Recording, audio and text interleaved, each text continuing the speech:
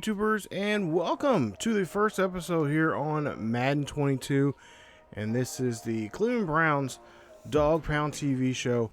As here in a bit, we're going to listen in on to a press conference with a couple of players and of course the head coach, Coach Kevin Stanskowski. We're going to listen to him here in just a bit. But of course, if you guys don't know already, this is a new series here on the channel, as it's traditional franchise series that we're going to be doing, just like we have in the years past. And of course, Dawg Pound TV, where it's all about what's going on off the field, and of course what's going on in the front office. And we'll get in more detail about that here in a little bit later in the episode. But today's episode, we're going to listen to a press conference here from the head coach of the Cleveland Browns. He is going to talk about the upcoming game, and it'll be the first actual episode of the series, and gameplay at least wise, coming up here. Leading to this one, as you see there, we're getting ready to play against the Kansas City Chiefs coming up. Of course, this is a rematch from last year's AFC divisional game, where the Chiefs were able, of course, successfully went on and ended up playing the Bills, and eventually went on to the Super Bowl to face the Tampa Bay Buccaneers, and of course lost. And of course, we'd like to get revenge here. This is our revenge tour this year. We're trying to do our best here to get to that spot, because this team really, if you look at it, it's a really good team. It has some really good players. Did a great job there in the draft with some bringing some good rookies that can come in here day one to start. And we'll get into more details about that here in just a bit. The press conference should just start here in just a bit, as the head coach. Okay, good week of preparations. He is here right now. Tomorrow, some meetings, we'll walk through, and then we'll get on the airplane. And looking forward to a great challenge, playing a really good football team on the road. With that, I'll take any questions. Connie look good to go? Yeah, he looked, he obviously was sick, so good getting him back in here, and it was nice to see him out there at practice. Do you have any more details on Odell's status for Sunday beyond the questionable? Not really. With Odell, what's it? I mean, we've seen him out here. He's looked good running around. So, I guess, what does that decision come down to? Yeah, I think he was limited today, so we'll use the next 48 hours with all these guys, determine who's playing, who's not. Let you know 90 minutes before the game. And is that a decision that could come down to, watching him on Sunday morning? Or do you think he'll know tomorrow? Yeah, I think for all these guys that were limited at practice, we'll make sure that we huddle up over the next 48 hours and make decisions. He's not had any full contact. He's just not been taken down and taken a hit of that knee at all. Correct. Has he met benchmarks you guys had? You ready? Yeah, I think all the guys that are rehabbing from any injury, we make sure we follow the medical advice and go through the rehab process like that. So he's no different. So it's not like there was any setback or No. anything that would make you guys listen to this question? No. Devin, do you guys believe in snap counts or a pitch count for a player, or if they're available, they need to be available for the whole game? I think for every single player that comes into the game, they have to be ready to play the whole game. But we as coaches and as a medical staff make sure that we have guys are ready to do whatever they're capable to do. So to answer your question, yes, there's a bunch of guys that you look at and you say, all right, he can go this many plays based on this. Zach came back. Was it pretty quick for him to get to where you wanted to see physically? Yeah, I think he's done a nice job out there, Zach. I think just how attentive he is at the walkthroughs in the meeting room, coming out here in the practice field, playing really fast. He's done a nice job. 93 degrees at kickoff. I assume that's something you've been stressing throughout the week as far as hydration and stuff. Yeah, it's one of those other things that we don't control. We don't control the crowd noise. We don't control the heat, but we have to deal with it. We have to have a plan. So we've made sure that the guys are understanding what they need to do really throughout the week to make sure that they're ready to go on Sunday. Are you going to name captains for the season, or are you doing game by game? Yeah, we're going to do the same thing that we did last year, Nate. We'll do game captains. Do you have your game captains? I do, but I'm not going to disclose it. Good cheer out there. Was that what that was for? It was. Should have looked a little bit closer, Tom. It's a Walk big a little huddle. closer. What's the philosophy behind the game by game captain as opposed to team captain? Yeah, it's just how we do it, Daryl. Doesn't mean it's the right way to do it, but I just feel like you don't need that C on the chest to be a leader, and feel like each game highlighting one guy and what he means to the team and having him be the captain is works better for us. How excited are you just finally get to play a game, you stop talking and just get out there and actually play? Yeah, I think a lot of the guys are excited about the opportunity to go compete. It's a great team we're playing, a great coaching staff, so they understand the challenge and the task at hand. But that's the exciting part for these guys, is to go watch them compete. All right, so there you go, head coach there, letting us know that he and his team are well prepared. Of course, he's talking about when he's talking about the putting the C on the chest there for captain wise. He just doesn't really think that's really an issue right now when it comes to it. And now, at least in this series, we are going to have. I haven't really decided who's going to be the captain, because on here on this game, you can change who your captain is. Of course, one of our captains is going to have to be. Actually, now as I think about it, two of our captains are going to have to be at least one on offense and one on defense. One on offense, obviously, is going to have to be Baker Mayfield. He's our guy. He's our general, field general. He makes a lot of the calls, majority of the calls there on the field. And he's definitely going to be a key asset to us going this season if we were to try to move that to the next spot or next level and try to get even deeper into the playoffs. The other man right there, as you see on your screen, is Myles Garrett, who is going to be very important for us on defense. I know playing a couple of games here, just kind of getting used to the sliders that I'm currently using right now. And at some point here, somewhere down the line, I'll reveal what those sliders are. But basically, it's basically the All-Pro set that I believe a lot of people are using right now. That I believe Matt 10 is currently made with some slight alterations that I made. I kind of like having more things. Really like to have the game be as balanced as possible as I can.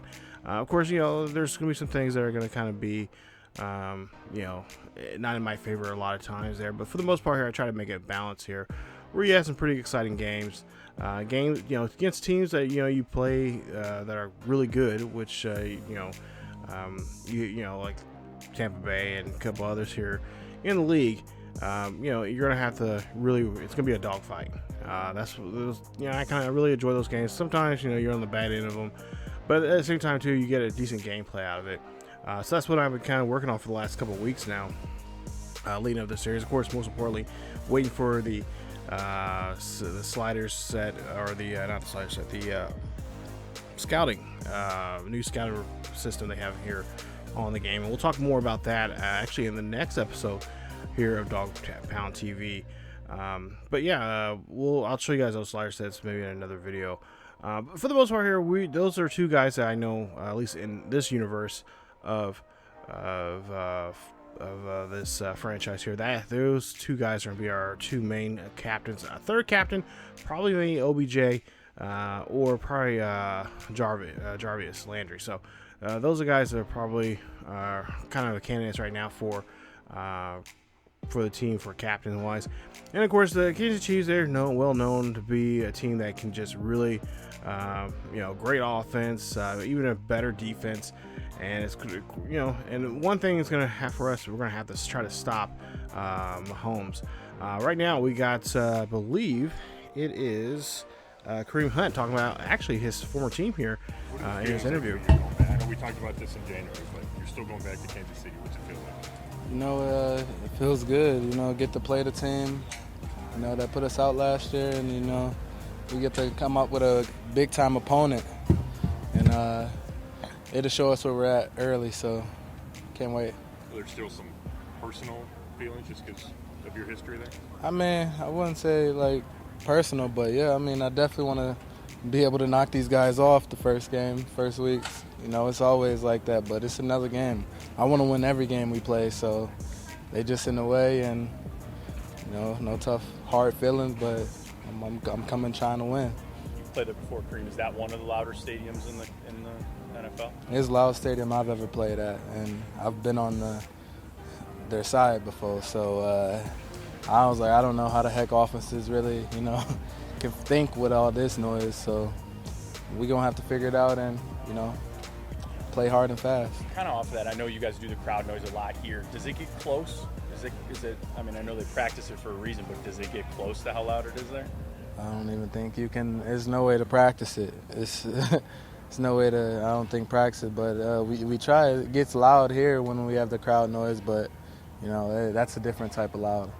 Kareem, I don't know if you've been asked about this already, but I mean, is there an excitement to kind of see what Odell's going to bring to this offense since you guys kind of hit your stride after he got hurt last year? I mean, yeah, I'm definitely excited to see him come back. He's looking great. Very explosive, fast, great hands. He's looked like he never got hurt, so I'm excited to see what he brings. Baker told us that Nick Chubb talks now in meetings. Is that true? Yeah, it took a while. He good. He actually relaxing. I don't know what it is. Does cereal have something to do with it? Yeah, maybe the cereal or the Chipotle or something. I mean, Has anything changed at all with him since you've known him, or specifically since he signed? no, he still comes and work every day like nothing even happened. You ask me, you wouldn't even be able to tell he signed the contract because same dude. How exciting is that to have you guys together for years to come here with the same team? Oh, it's very exciting. Chubb and I both are really talented backs, and we can get the job done, on the ground or through there. 90-some degrees at kickoff. Defenses might be tired in the fourth quarter. Does that excite you?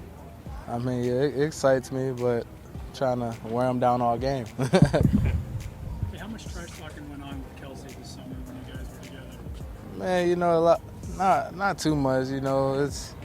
That's my guy. Me and Kelsey real close, both from Cleveland, and I started there, and he just always a good guy. We joke around and stuff like that, but there was a lot of trash talking going on the baseball field when I saw him. We only trash talk when we playing against each other because we competitive people. He went out of his way that day, though, to say that you guys are neck and neck with the Chiefs. I know you believe that. Yeah. Do you think they really believe that? I mean, I think they do believe it. I mean, I hope they're not, sleeping on us. So, I mean, if they are, well, good for us then. So, I don't believe it. What's the as a Cleveland kid, what's the feeling like, being a part of a team that is expected to do some really special things this year? It's great. I haven't seen the city so happy and, looking forward to football season. Yeah, we used to be looking forward to going 0-16 or getting one win. So, now it's high expectations around here, and it's a lot different from, growing up and watching the Browns and. Did you watch the game last night? Does it make you feel like this is real, like we're finally there? Oh, yeah, it's here. I mean, it's here. After today, everything is downhill until it's game time, so it's here. Is there pressure that comes with being in one of those teams that's picked to be near the top of the pack? Do you guys feel that in the locker room? I mean, most definitely, but we got to just go out there and relax. Don't try too hard. Just play football. We all done this for a long, long time. We go out there and do our jobs, we'll be fine. Do you feel like Baker's ready to take another big step? And if so, why do you think so? I mean, yes, I do, because he's, developed, gotten better this offseason, and just being a leader. And he knows the offense even more than he did last year, so taking steps that way. Does Coach Stefanski do something to sort of prepare you guys for all the pressure and the expectations? Is he pretty good at that? I mean, he tries to, but the only people who can prepare ourselves is us. So we the people out there going to play, not Coach Stefanski. So we got to go out there and prepare ourselves and our mind and stuff like that. You look back at that playoff game in Kansas City. Do you expect to have a bigger role this time? I mean, I hope so. That's it. And when you talked about how loud it is in Arrowhead, the offense, you don't even know how the offense can kind of think. From your perspective, like, what's hardest for you in getting the snap count or whatever it is when it's that loud? I mean, just making sure everybody listening to the whole play call in there, and that's what we got to do. And we got to lock in to the counts and stuff. And well, it's just loud there. Did you expect a bigger role in that playoff game? It just doesn't happen. Man, it is what it is, man. That's last year. I'm talking about now. Kareem, you mentioned a couple more here. You and Denzel obviously are both from here. Have Yeah. you guys ever shared that with teammates? Like, what Cleveland was like, even as you guys been fans before you got here? I mean, yeah, we talked about it a little bit. I mean, Denzel, he knows how it is. We went to Nodonia, right down the street from my high school, really. But it's crazy how it changed around, and we plan on continuing this for a long, long time. Does even your family, can you sense how different they Yeah, are? everybody, my whole family is extremely excited. They all been diehard Browns fans, so they're all extremely happy. All right, there you go. So, a lot is on the plate here for Cleveland Browns here. A lot of high expectations, like Kareem said. And, of course, Kareem, former a native of Cleveland, along with him and Denzel. And, of course, even Travis Kelce, he's from Cleveland. And, he has a lot of pressure on himself to, show what he can do. And, of course, he was a big impact from last season. Tyrone Mathen, as you see his numbers from last season, is going to be a huge impact there in the defense, as we got to find a way to avoid throwing towards him. And that's going to be a tricky deal when it comes to this matchup with the Chiefs. Like I said, Chiefs, one of the best defenses out there. Of course, a man like Chris Jones there, you see him, an X-Factor superstar for the Chiefs. He's a guy that I'm not looking forward to when the ball is snapped there. Like I said, I've played a couple of simulations of this just because testing out the sliders and stuff like that on exhibition mode and stuff like that. But yeah, I mean, this is going to be a game, and personally, as a user for this playing this series, I look forward to games when I have to play against the Kansas City Chiefs. I'm a Kansas City. I live just 45 minutes north of Kansas City, and I have never played as a Chiefs before in any type of series. And anytime I play against them, in my past series here, that's one game I look forward to, because personally, I want to run them into the ground. So a lot is on the line for everybody in this game, including myself, because I'm not a Chiefs fan at all. I just never been. Probably will never be.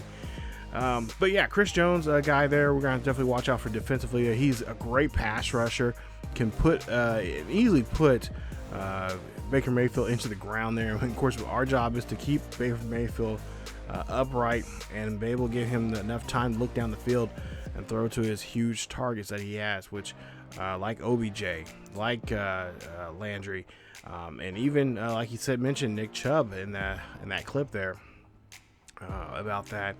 And getting that chance to get open up some holes there for him and for Nick Chubb and for Kareem there in the backfield. And of course, catching is going to be very important for us. Those screen passes and opportunities, just if we can't get throw down the field too much, that's definitely something we're going to look at in this game, and of course throughout the season. They're going to be very valuable for us in that. That's something I want to do more of here with the backfield there, and including that, I will also want to include a lot of players that are your second string guys. I want to get those involved in, because I don't want to have to rely on Myles Garrett and all the other first stringers there, Javon Clowney, all those. But we got some good guys in our backups there that I think are they're going to be really good to see. Now, most of our starters will be in their base formation for the most part there, because I think I mentioned this in the introduction episode, and I've also been doing this in the previous series that we had, which was the Giants series, which that is series not over with yet. We will be wrapping it up here in about another episode or two on there, yeah, I do a good job, or at least I think I do a great job of trying to mix it in some of the second string guys in there on the other packages in the game. Of course, season one, we're going to kind of work with the Cleveland Browns playbook, and then through halfway through the season, we're going to kind of go through that playbook and kind of customize the playbook for ourselves, the way, at least for my sake, for the game there. So we will be customizing the playbook a little bit more to our liking and the way we're going to be playing. Like I said, the running game is going to be very important for us, and very a basis of our passing game, because we want to make sure that we can be able to play well and do right for this team. Because like I said, this team has a lot of talent, like Denzel Ward there, one of our star athletes there. We got some young guys here. We even got some. I can't think of it. He's a rookie. And we don't know his development is just yet because he hasn't had any snaps just yet. But whatever his development is, he's a hidden dev right now, and that is Newsom. I think is a player. I believe he is a corner for us. We got some good opportunities here to just do really well this season. I feel like this is the season that we can. This could be it. This could be the season because we don't have too much when it comes to what do you say in cap space. I think we're like somewhere around 22, 23 mil, maybe a little bit more, maybe around that 25 mil area. So not too much in cap space there. So when it comes to re-signing players, that's going to be the tricky part of there. Who do we keep? Who do we let go? It just really depends on how things pan out for the season. I don't too often sign guys during the middle of the season unless it's somebody that we crucially need. Like, okay, yeah, we have to sign him. I know in the introduction episode of talking about this series and how this series is going to go. One of the questions is, and it still is a question, who or how we're going to re-sign Jadeveon Clowney, or do we trade him to a team that needs his service going into it? So, and I've been kind of looking at it and deciding how that's going to be, and I think what we may end up doing there for him, and then, like I said, things will change because we haven't really officially started the season just yet. But there's a good chance there. If we do trade him, we'll probably get some decent value out of him. I imagine maybe a second, third rounder guy, we could go that way, or we could probably, if anything, franchise tag him if we need to. But it just depends on how well he plays during the season. And where we're at in this season, if we're going to be buyers or sellers by the time we get to the trade deadline, which is right before or during week 8. So by week 8, hopefully we'll have a good idea where we're at record-wise and how well we're, the team-wise, how health-wise, and all that stuff. And of course, like I said, I'm going to have a lot of the backups come in and play in the other, kind of put them in other formations to help out and get them in good position, so we can get give them that experience, that XP experience that they need to be successful with this team. As you take a look there, we've seen some of the numbers there for Mayfield, of course, Jarvis Landry, who is, at least in this version of the game, is perfectly healthy. I know currently right now, IRL, he is out, or he was injured for a while there.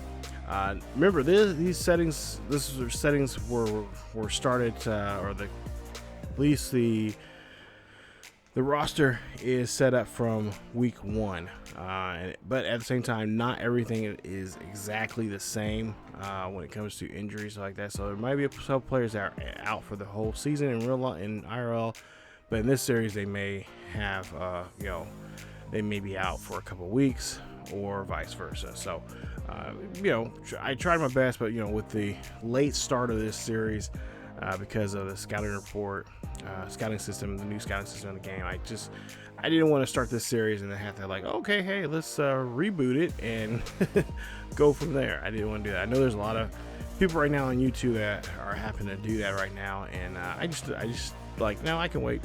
We can perfectly wait right now. So, but yeah, I'm so glad to start this ride here with the Cleveland Browns, and this should be a good series, and I cannot wait to get to the first game. Like I said, the first game is going to be really important for us. I'm really hoping our defense can eat Patrick Mahomes alive in that game. You got Clowney on one end, there on the right end, I believe, and then, of course, Myles Garrett on the left. So it should be a lot of fun. These guys are great pass rushers. and I really feel like we can do some. If we can apply just that right amount of pressure on Patrick Mahomes, getting him to throw the ball when he doesn't want to, get him uncomfortable, kind of ruffle him up in that pocket there. Our secondary, we should be more than enough to pick the ball out of the air from him and really do a good job with it and be able to be successful in this game. But it's going to take everybody on this team to do so, and we'll see if that'll be the case coming up here in the first episode. So week 1 of the series, and we'll see how things go here as we head off to Arrowhead Stadium for this first game of the year. We'll see how we do as the Cleveland Browns take on the Kansas City Chiefs in this first game of this new series. Hopefully you guys will stick around for more. Like I said, the next video you'll see here will be that game, the Kansas City, Cleveland at Kansas City.